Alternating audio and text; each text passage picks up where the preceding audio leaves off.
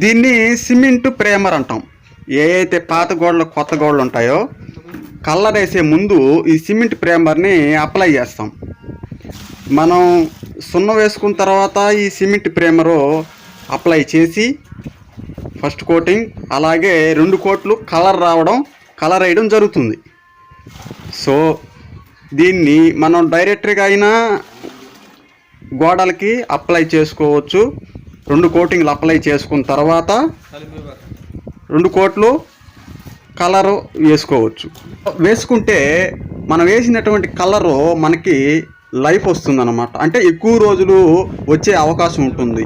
ఎలా ఈ ప్రేమర్ డైరెక్టర్గా 2 కోట్లు గోడలకు వేసినట్లయితే వేసినటువంటి కలరు ఎక్కువ రోజులు మనకి రావడం జరుగుతుందన్నమాట.